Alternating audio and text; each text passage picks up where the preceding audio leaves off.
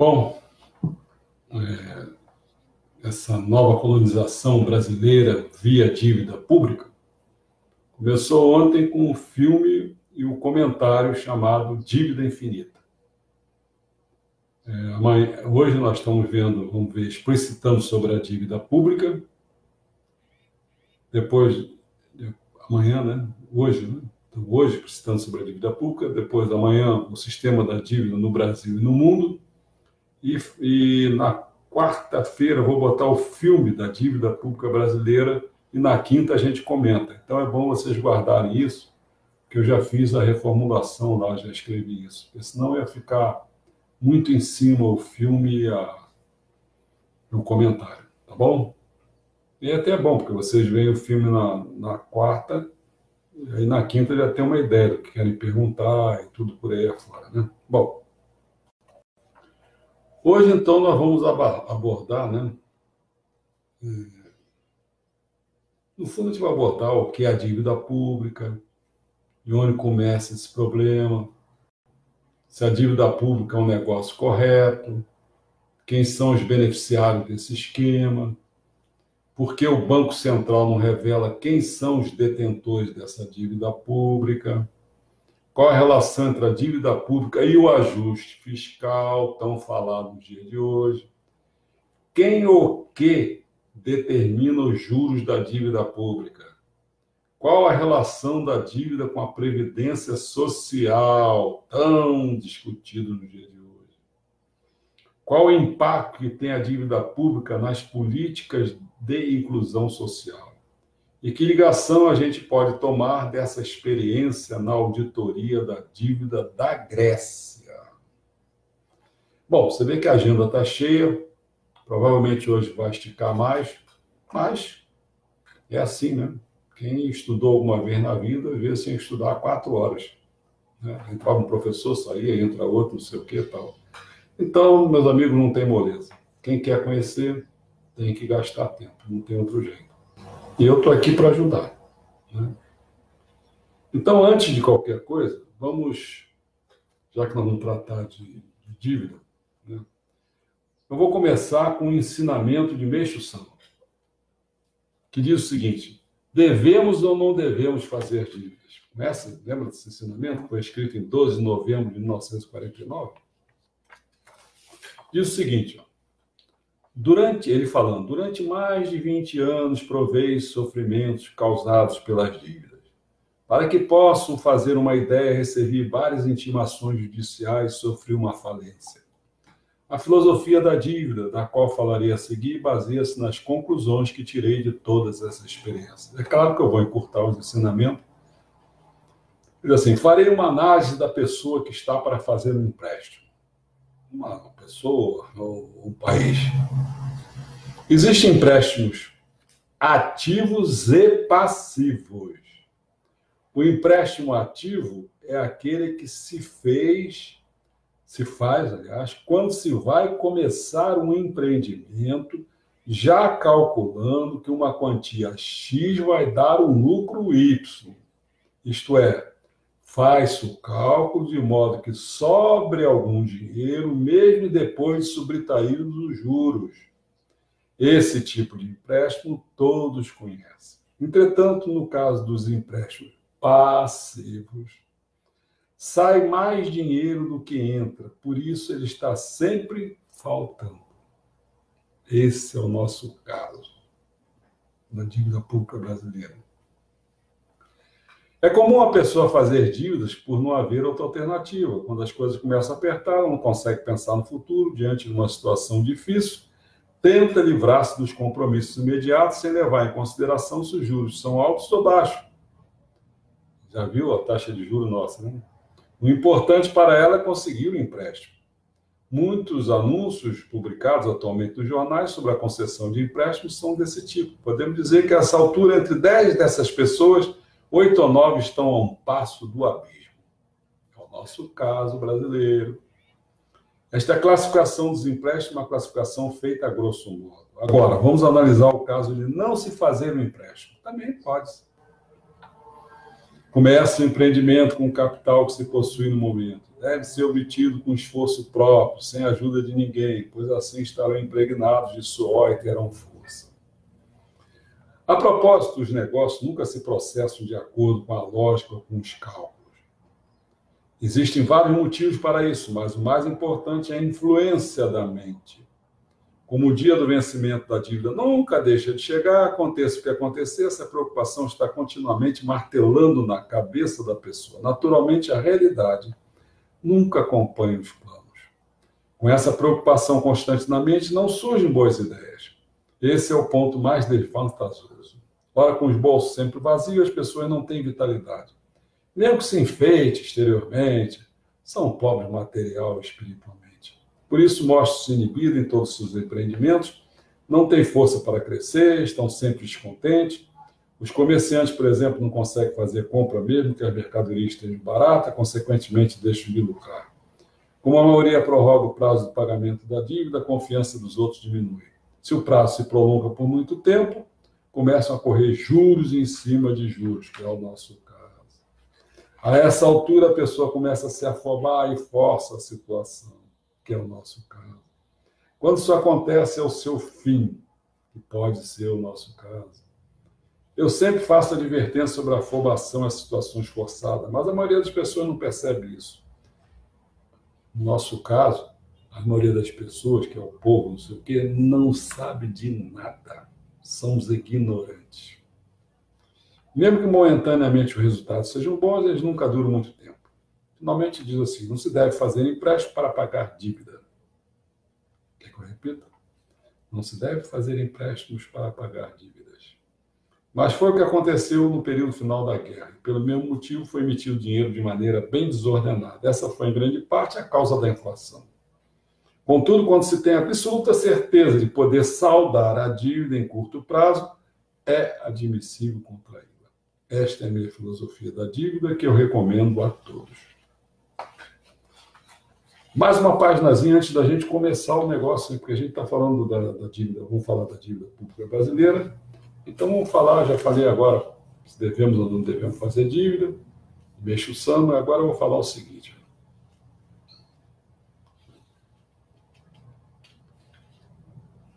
Não vou cortar aqui, que tinha uma coisinha também que era bom, mas não vou cortar isso aí, né?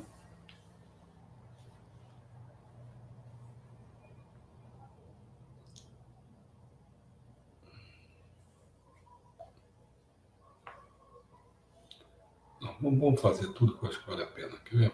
Diz assim, em 2016, há 2 anos atrás, demos um curso intitulado Desaparecimento da Economia e Descoberta da Civilização, que gerou 72 páginas, só que sobre economia foram 15 páginas. Aí eu comecei. Thomas Jefferson disse, quem tem o poder de criar dinheiro, tem o poder de governar a nação. Quem cria o dinheiro? O dólar que é referência? Ah, muito bem. Pode rodar a maquininha? Ah, pode. Ah, estou entendendo. Bem, valeu a pena saber quem tem esse poder de fato.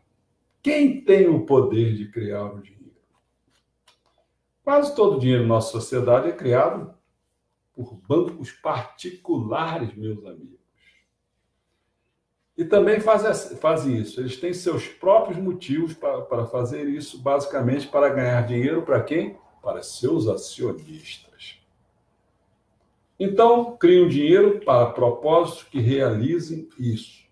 Dinheiro para os acionistas. Não o fazem para servir a sociedade, não. Nem para o que realmente precisamos em nossa sociedade, não. O dinheiro é algo que perpassa todas as etapas de nossa vida, o tempo todo, através de cada parte da sociedade. Mas, minha pergunta, mas não entendemos como ele é criado, como é que é criado esse dinheiro? Não entendemos o efeito disso, precisamos fazer perguntas sobre como o dinheiro é criado, que efeitos se tem, e como o dinheiro é criado, basicamente. Imagino que tenho 6 anos, me explique, uma criança de 6 anos. Bem, é criado pelos bancos quando concedem empréstimos.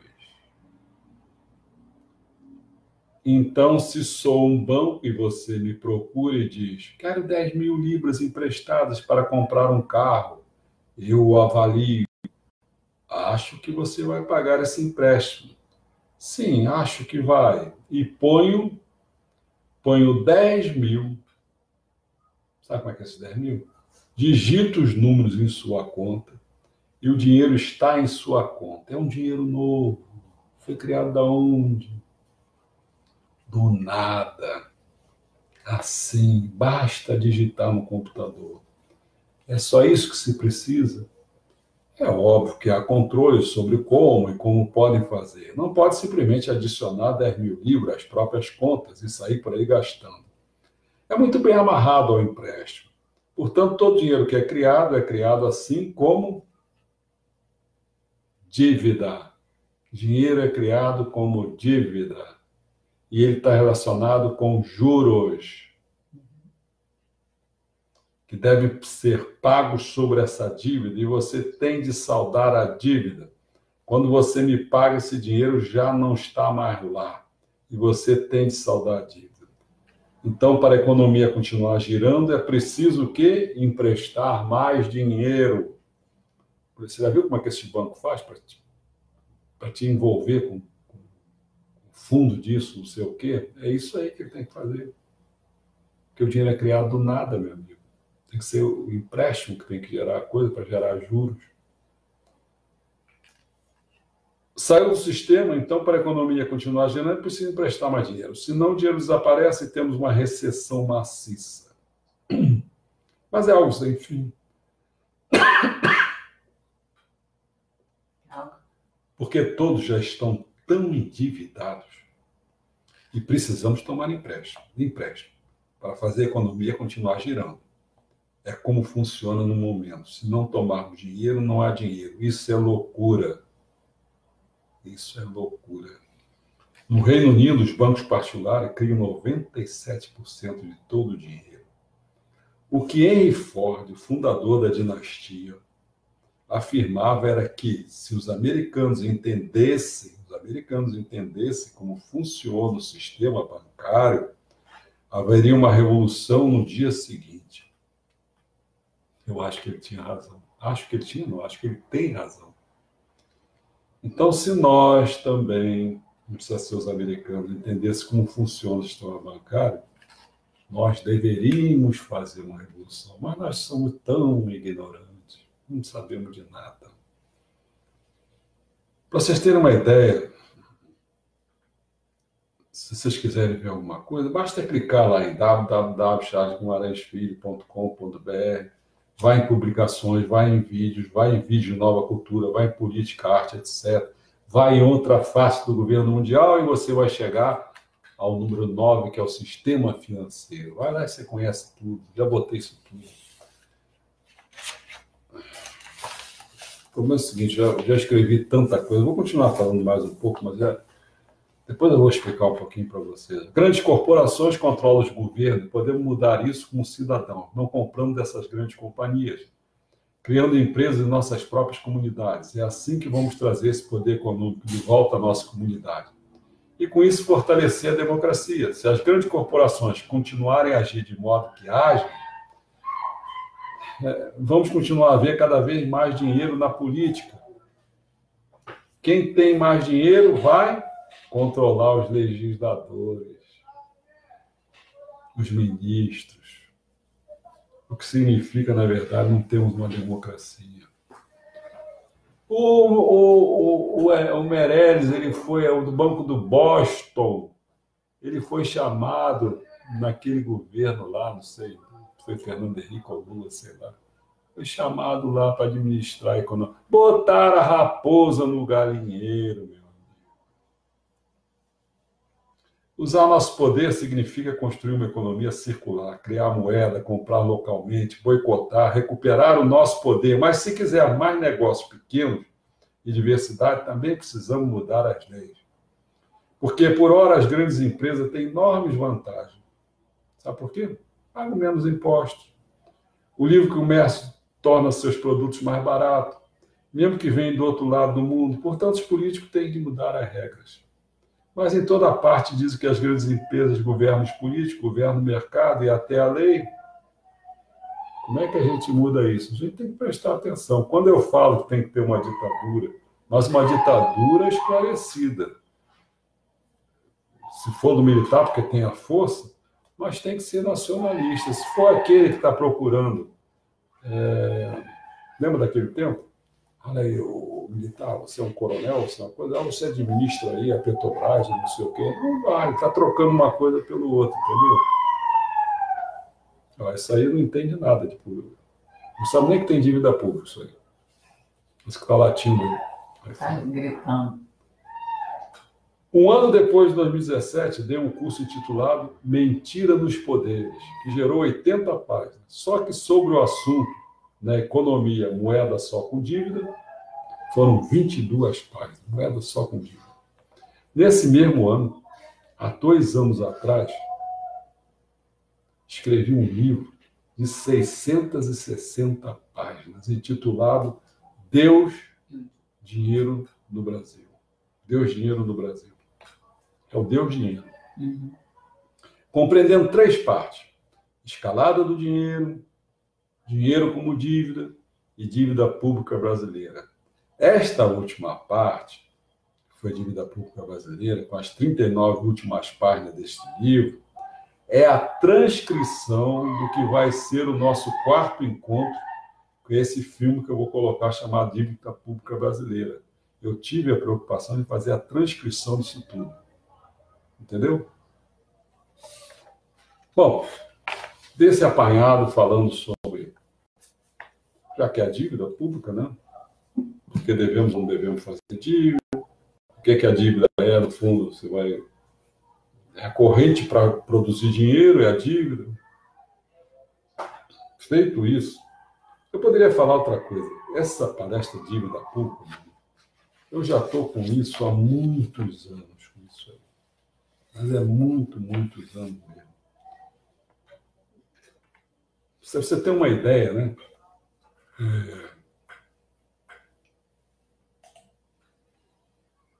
Deixa eu ver, tá certo. Você tem uma ideia.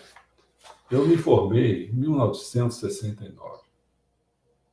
Então, naquele tempo, eu era líder estudantil em 68, né? 67 era líder estudantil. Então, eu já tinha essas preocupações todas. Mas para você ter uma ideia, vamos dizer, 68, uns 10 anos depois, já no tempo lá do Geisel, sabe qual era o tamanho da dívida pública, que era externa, em relação ao PIB? Era de 27%. 27%. Ela aí se manteve no período militar e depois só foi dar uma crescida lá com o Collor, né? Um pouco do Itamar, 81, passou para 81, 77. Depois caiu de novo com FHC, caiu de novo. Também vendeu tudo essa porcaria. Vale, vê lá o Coener, botei do Ener lá, o que achou que o Fernando Henrique fez. Né? E aí foi crescendo o Lula, 76%, 72%.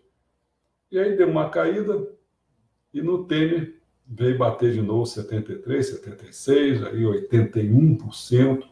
E já diz então que já estão quase perto dos 100% do PIB no Estado.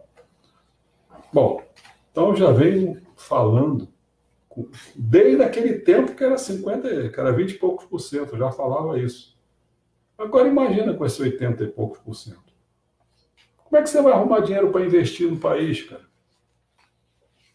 Está entendendo qual é a questão? Bom, vamos começar, senão não vai dar tempo. Eu já tenho aí 20 minutos, não me engano. Acho que é. Bom, primeira pergunta.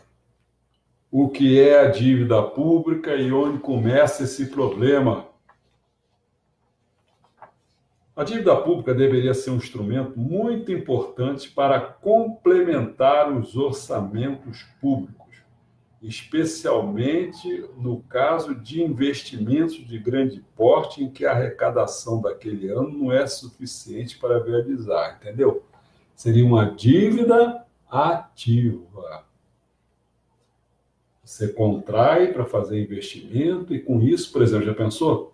Para poder escoar mercadorias, para poder exportar mercadoria, podia ser uma. Ou para o próprio mercado interno, podia ser outra. Mais trens, mais vias, podia ser outra. Entendeu como é que é? Tudo sem investimento, meu amigo. Mas, investigando esse processo que nós temos, nós verificamos a existência do que chamamos de sistema da dívida, que é a utilização desse instrumento do endividamento público. Opa, lembra que eu falei, quando começa para pagar a dívida, vai se endividando para emprestar, pedindo dinheiro emprestado para pagar a dívida, papapá. Isso é uma conversa às avessas. Pois como, ao invés de termos um instrumento que aponta recurso ao orçamento público, nós temos o quê? Um sistema que funciona como um contínuo e crescente escoadouro de recursos, de tal maneira que as dívidas surgem e crescem sem contrapartida nenhuma, a partir de mecanismos meramente financeiros. Não é para o povo. É isso que o Rafael Correia falou lá. Ou você administra para o mercado, ou você administra para o povo. Foi isso que ele disse.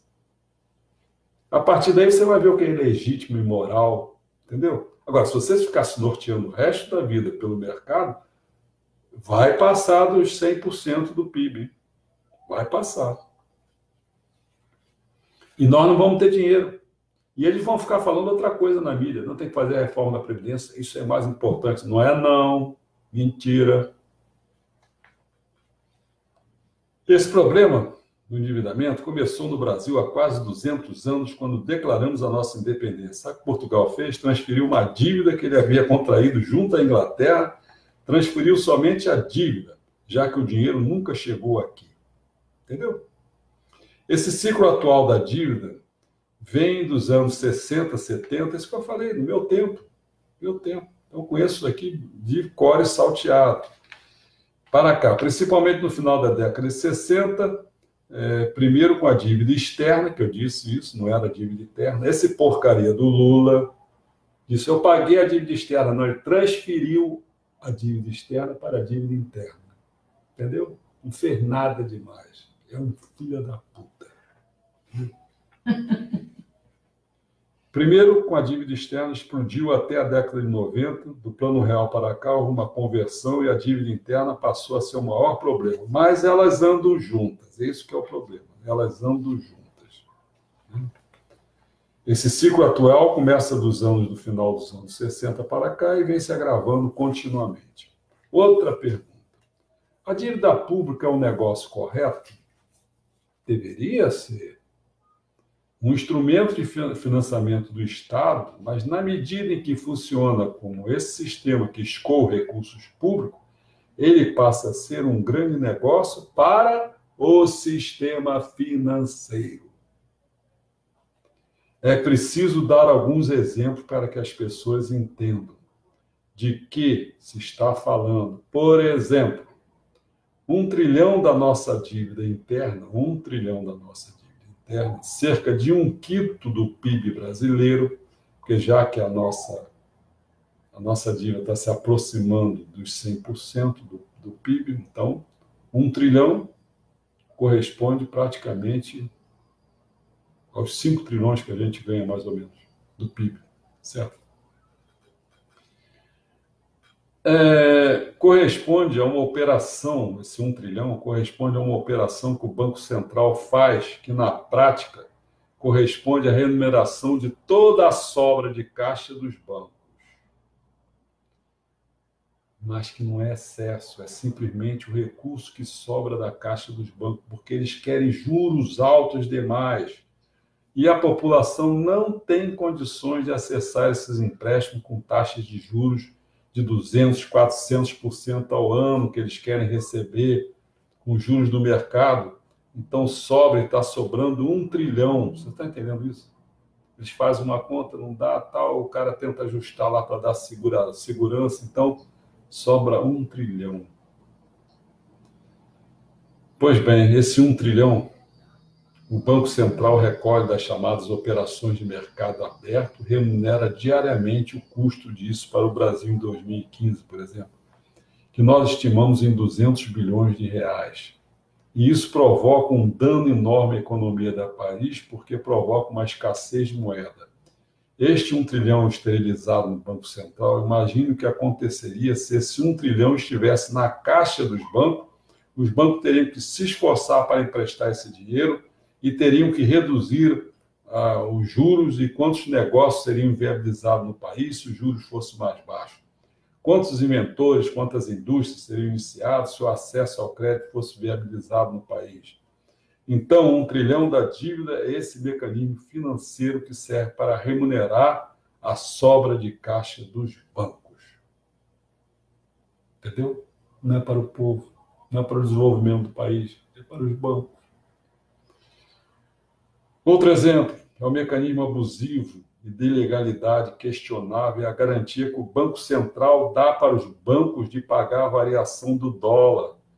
Então, imagine o prejuízo enorme do Banco Central de centenas de bilhões de reais vindo dívida pública e todos nós pagamos. Então, meus amigos, esses mecanismos perversos funcionam, pouca gente percebe isso.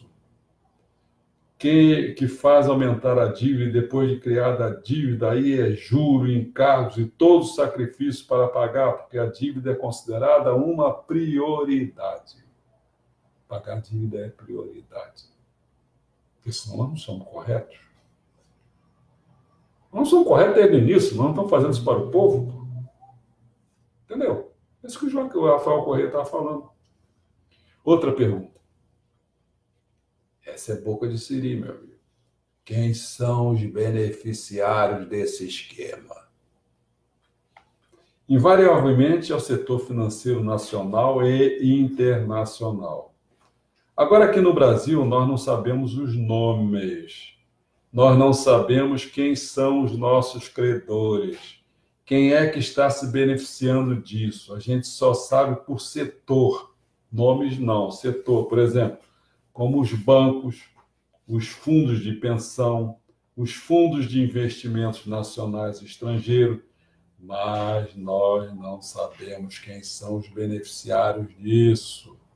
Agora, esses mecanismos perversos, quem se beneficia não são nem os detentores dos títulos, não.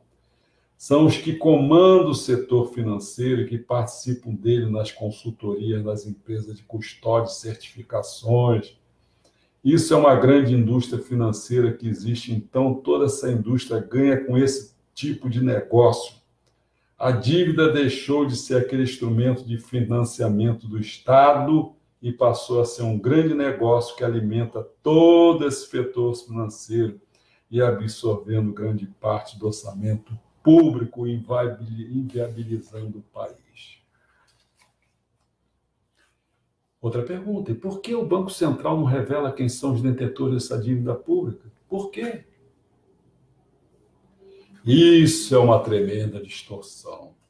Primeiro, porque a nossa Constituição exige a transparência de todas as operações públicas. O Banco Central considera essas operações como uma dívida de sigilosas, o que é um absurdo, porque a dívida é pública. É paga pelo povo. Então, nós temos o direito de saber minimamente que para quem devemos e não sabemos, nós só sabemos por setores, como os bancos, não sei o quê. Quero os nomes. Outra pergunta. Agora, qual a relação entre a dívida pública e o ajuste fiscal? Brinque. O negócio do Temer, ajuste fiscal, não foi? Mas qual a relação entre a dívida pública e o ajuste fiscal? Hein? A relação é direta. O que é ajuste fiscal? Senão todo o sacrifício que se faz para cortar em todos os gastos e investimento público, como saúde, educação, assistência, investimentos em tecnologia, agricultura, em todas as áreas do país. Corta tudo. Isso é feito um contingenciamento geral. Além disso, vende-se patrimônio público por meio das privatizações e concessões, aplicam-se contra reformas que retiram direitos, como a da Previdência, etc. Tudo isso é chamado ajuste fiscal. E para que todo esse sacrifício? Simplesmente para que sobre recursos para pagar mais a dívida pública. Nossa reforma da Previdência é para ser feito isso, hein, amigos? O povo, nada. Mas o povo, coitado, não entende nada, é ignorante, não tem cultura, não tem educação. Todo mundo fala, não, eleição, vamos fazer pela educação, ninguém faz porra, não, porque um dia que fizer, o povo fica esclarecido. Esse povo é doido para ser tapeado, é um povo otário, entendeu? Nós estamos, nesse momento, diante de uma proposta de emenda constitucional, a emenda 241 de 2016, que pretende acirrar esse ajuste fiscal, colocando um congelamento que vai durar 20 anos, lembra disso? Para garantir recursos para a dívida pública e para outro esquema mais grave ainda recente, que nós estamos denunciando, que utiliza as tais empresas, guarde isso, empresas estatais dependentes. Não, empresas estatais não dependentes. Independente. Um esquema muito parecido com o esquema que quebrou a Grécia.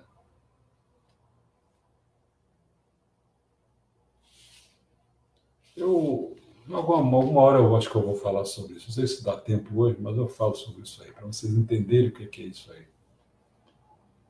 Bom, quem ou que determina os juros da dívida pública? Vamos ver. Pagar a dívida pública a gente não consegue pagar, porque é impagável. Tudo bem, mas aí tem os juros. E esse juro vai consumindo a gente. Certo? Vamos lá. No Brasil, quem estabelece a taxa básica de juros é a chamada Selic. É o Copom. E o que é, por exemplo, o Copom? Sabe o que ele é?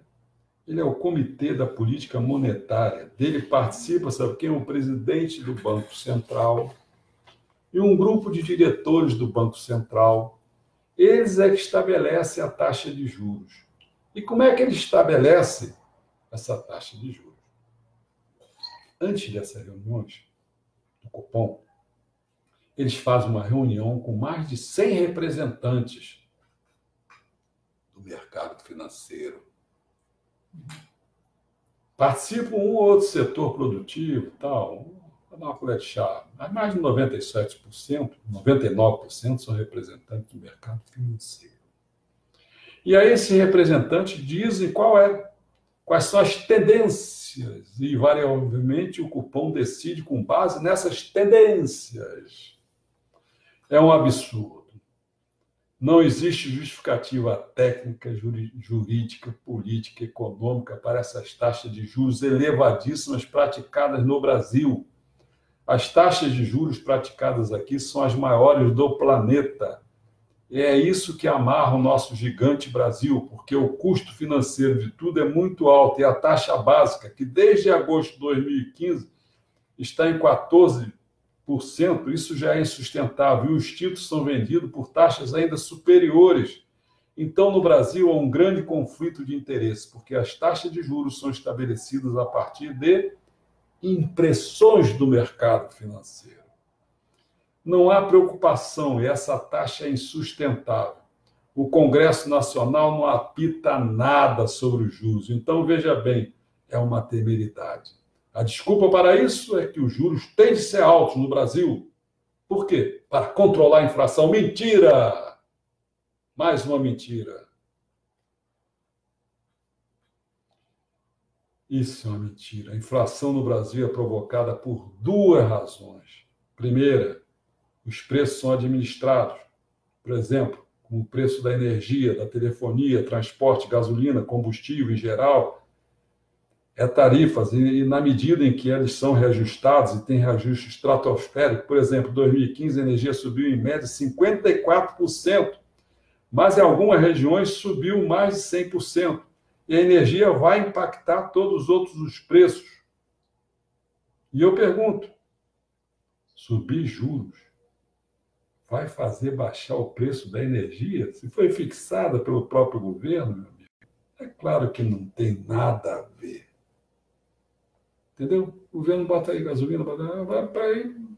Todos os outros têm que começar. Tem transporte, tem isso, e começa a encarecer as coisas. Segundo, outro fator que provoca a inflação no Brasil é o preço de alimentos, por uma política agrícola totalmente equivocada. Porque com essa terra, com essa água, com esse clima favorável, era para o alimento do Brasil ser muito barato, ser viável para toda a população, com os nossos agricultores super bem assistidos para garantir a nossa segurança alimentar. E não é isso que acontece. É de novo, subir juros vai corrigir essa política agrícola? Vai fazer baixar a inflação? Claro que não. Então, essa desculpa de controlar a inflação mediante a utilização da taxa de juros é uma mentira deslavada, que é colocada para a população. Essa reforma da Previdência também, cara. O problema é a dívida pública. Não perca isso. Eu já estou falando isso desde meu tempo de estudante, quando era comunista. Lá se vão 50 anos, meus amigos. Quase 50 anos. 50 anos eu falando isso. Eu não aguento mais. E o que eu já escrevi sobre isso, aqueles dadozinhos que eu falei ali, aquilo ali não é nada, hein, cara? Eu escrevi muito mais coisa. É claro que todo mundo é contra a inflação, ninguém quer inflação, então é colocado aí para você controlar a inflação, enfim, é a cultura do medo que eles fazem com você, é isso. Então a população está sendo sacrificada, nosso país está sendo inviabilizado, tudo isso para transferir cada vez mais recursos para alimentar esse esquema do mercado financeiro utilizando a dívida pública, a chamada dívida pública que nunca foi auditada, tem que ser um dia auditada, tem que mostrar que essa dívida pública é legítima, é imoral, entendeu? Foi isso que o Rafael Correia fez lá, viu? Virou o jogo de 30 para 70.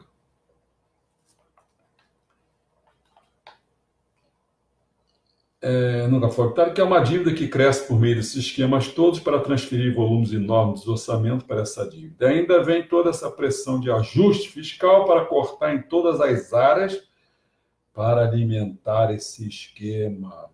É preciso desvendar tudo isso. Não é a população pagando essa conta, vivendo num dos países mais ricos do mundo. Precisa saber disso, meus amigos. Precisa se mobilizar, precisa saber quem está pagando essa conta. E que tem que procurar saber sim, tem que participar, questionar esses temas.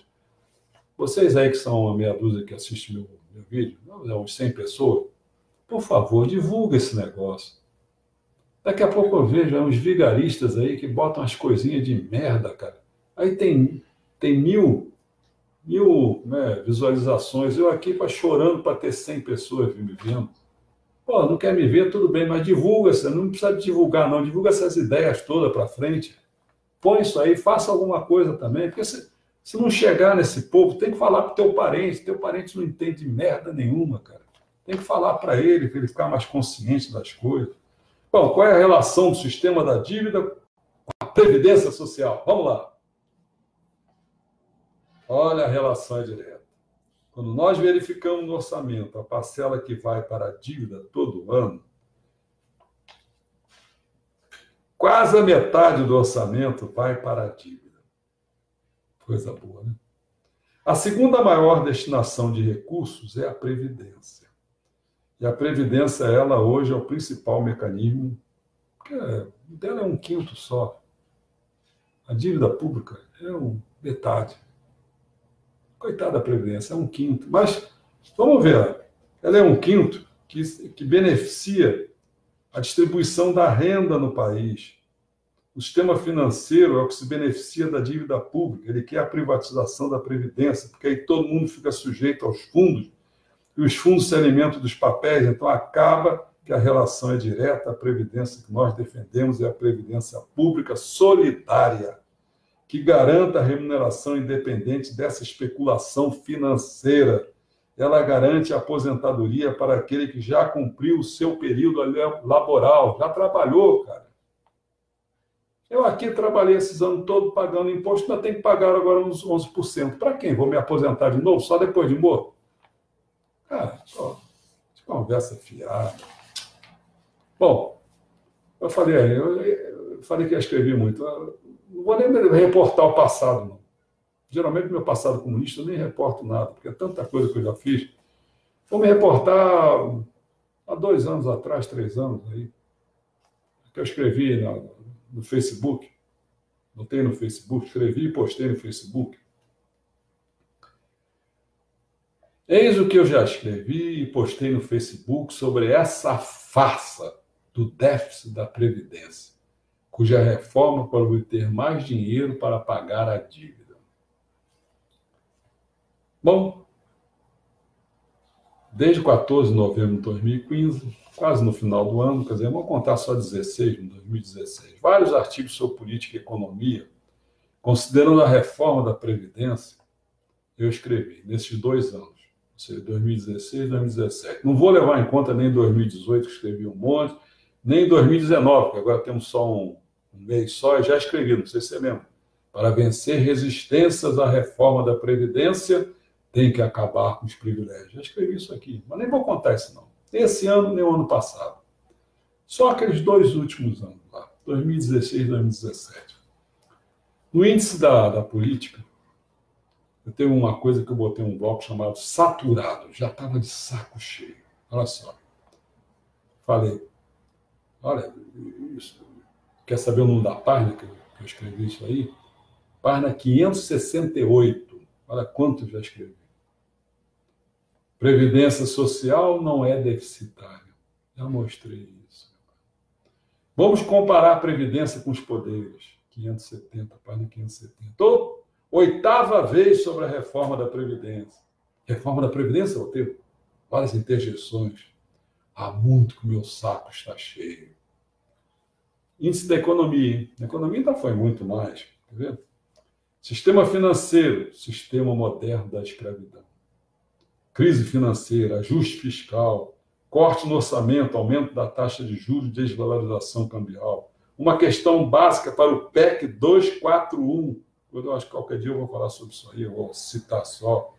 A questão dos salários dos aposentados. A reforma da Previdência é urgente mesmo? Por uma conscientização da situação econômica brasileira. A economia brasileira mudou tanto assim? 4ª vez que escrevo sobre a reforma da Previdência. 5ª vez sobre a reforma da Previdência. 6ª vez, 7ª vez. Gustavo Franco e o déficit da Previdência. Déficit ou dívida não paga ou perdoada. Tem uma instituição neste país que não tenha sido frautada ou roubada? Eita. Por que da palestra Dívida Pública Brasileira que eu fiz? Outro exemplo do blá blá blá, esse tal de PIB. Como professor aposentado da FRJ, já estou de saco cheio de ser considerado privilegiado. Entendeu? Mas vamos voltar ao negócio daquelas nossas perguntas. Qual o impacto que tem a dívida pública nas políticas de inclusão social? O impacto é brutal. Veja bem, nós vivemos em um dos países mais ricos do mundo. Nós temos o nióbio, que é uma...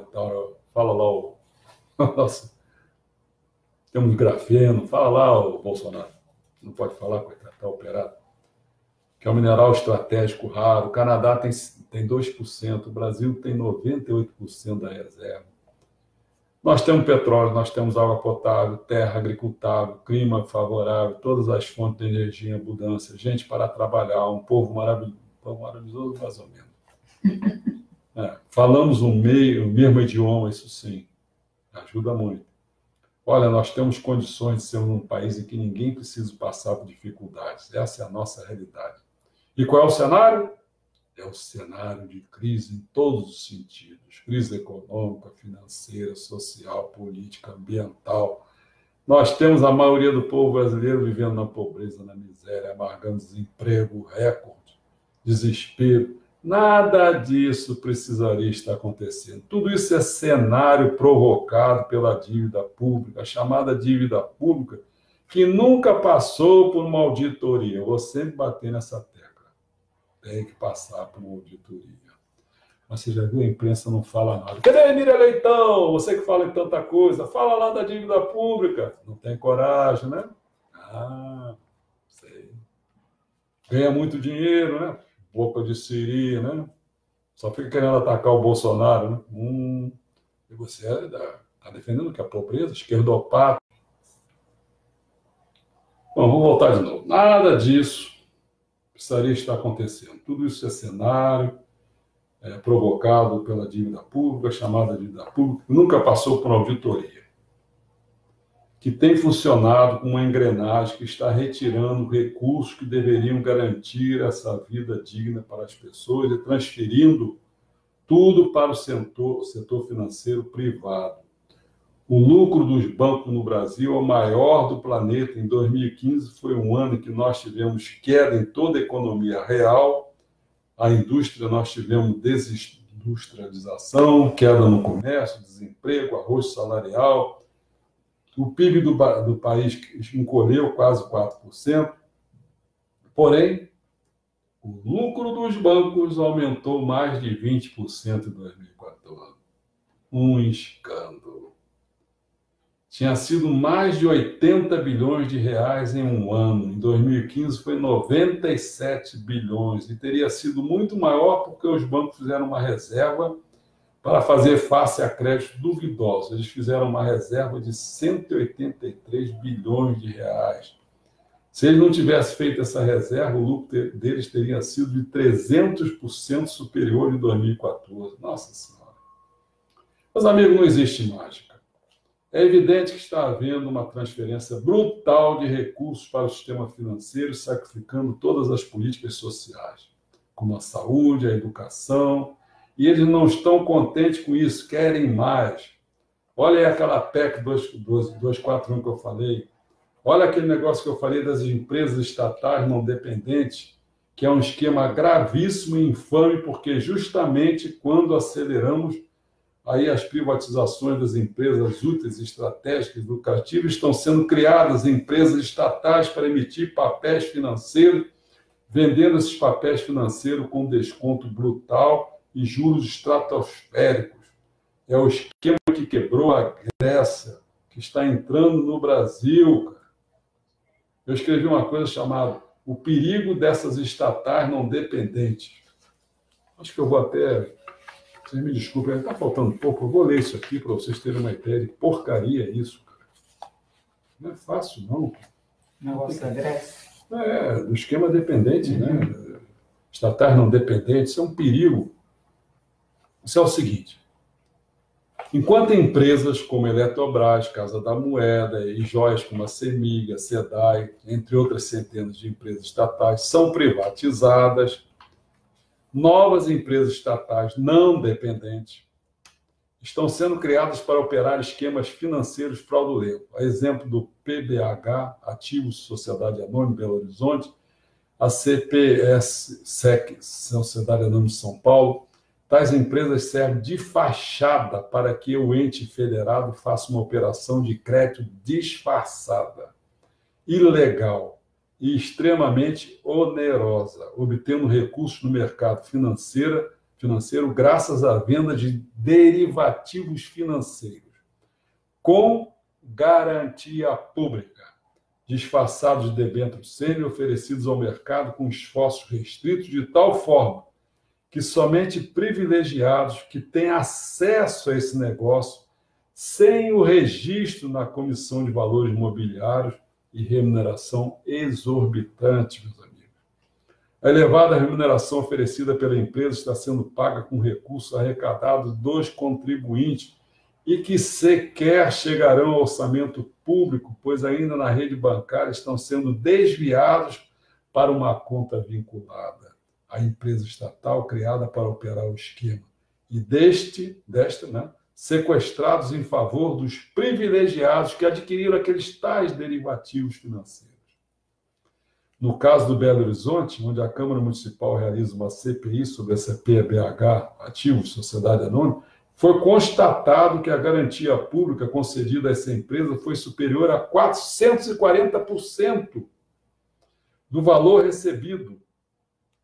O município recebeu 200 milhões e se comprometeu com garantias no valor de 880 milhões, acrescido de atualizações monetárias do IPCA, e ainda paga remuneração adicional mensal sobre esse montante. Em pouco mais de 3 meses, em pouco mais de 3 anos, de funcionamento, essa perversa engenharia financeira possibilitou inicialmente a realização de uma operação de crédito disfarçada que ingressou 200 milhões no cofre do município, porém já provocou uma perda efetiva ao município de Belo Horizonte de cerca de 70 milhões, meus amigos. O sequestro de cerca de 50% desse recurso em favor, sabe do quê? Daquele banco BTG Pactual. Esse endividamento não autorizado, mascarado por esses derivativos financeiros. O dano do Estado é imenso, com impactos atuais e futuros, conforme alertado, inclusive, por órgãos de controle, como o Ministério Público de Contas, Tribunal de Contas da União, que tem se manifestado contrário a esse tipo de negócio. Ainda assim, ele se alastra. E aquela porcaria do ministro Henrique Meirelles, ele estava buscando implementá-lo também em âmbito federal. Essa engenharia financeira, entre aspas, fere toda a legislação de finanças públicas do país, portanto é ilegal. Porém, projetos em andamento no Congresso Nacional visam dar segurança jurídica a esses crimes. Tem vários aqui que eu podia citar. Esse tipo de securitização é semelhante ao que provocou a crise de 2007 nos Estados Unidos e também na Europa a partir de 2010. Porém, o modelo que está sendo implantado no Brasil é ainda mais grave, pulverizado pelos entes federados de todas as esferas. Ainda há tempo de reverter esse esquema no Brasil, mas para isso a sociedade precisa conhecer e divulgar esse novo mecanismo perverso do qual eu estou dando uma palhinha. Entendeu? Uma palhinha. Mas já que eu falei da Grécia, vamos falar. Que lição a gente pode tomar dessa experiência da Grécia? Dessa experiência da auditoria pública da dívida da Grécia. É um país massacrado, foi um país massacrado, com ruas inteiras de estabelecimentos fechados, pessoas se suicidando, meus amigos, em praça pública, porque o fundo quebrou e eles não tinham mais aposentadoria, não tinha mais pensão, não tinha como ver jovens desempregados com família, com filhos, crianças, sem ter como sustentar suas famílias. Pense nisso, imagine você ser aposentado e estar nessa situação, um jovem desempregado com família. E o nosso trabalho de auditoria, né, o trabalho que foi feito, provou que o crescimento brutal do endividamento grego decorreu desses mecanismos financeiros, parecido com esse que está entrando aqui no Brasil. Com essas empresas estatais não dependentes. Uma experiência intensa grave que nós temos que olhar e realmente aprender para não deixar esse processo aprofundar aqui no Brasil. E para isso vai depender de todo mundo. Vai depender das pessoas enxergar a gravidade que está por trás desse sistema da dívida, que tem sido um nó que amarra o Brasil, tem sido a engrenagem que sangra os nossos recursos, em que impede a vida digna do nosso país. Por isso a gente briga por uma auditoria da dívida, que é a ferramenta que vai jogar luz sobre esse processo e revelar tudo isso, meus amigos. Entendeu? Essa é a questão.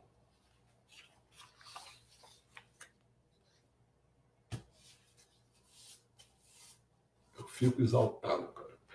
Eu já vim falando isso há 50 anos, cara. 50 anos falando essa porcaria.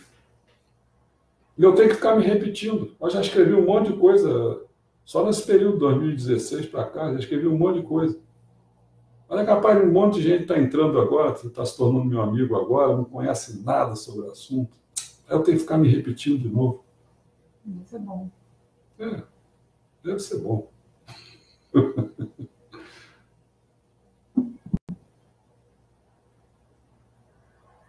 Você olha para cá, pô. Não, porque caiu, eu não sei. Caiu, o pessoal, pronto, vamos ver que caiu. Acha que eu terminei falando da Maria Letão? Pô, tem coisa mais importante para falar, cara. Tomara que veja depois, pô. Tomara que veja. Teve esse finalzinho da Grécia que foi interessante, assim, de você explicar, né? Fica vendo, sabe o quê? Não, vê se alguém tem alguma pergunta para fazer, para a internet não cair de novo. Porra.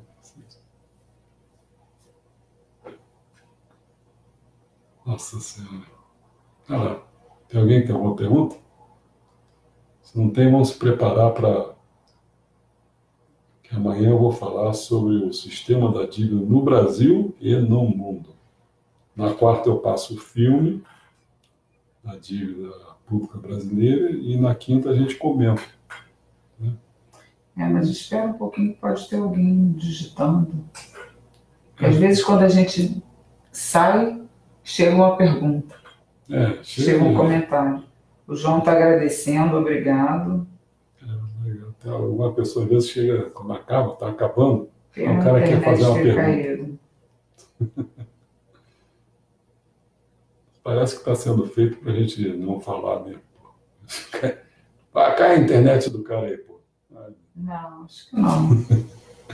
Um pouco de conspiração vale a pena. Pensando que assim a gente pensa que é importante. Nada, a gente conhece quem sou eu.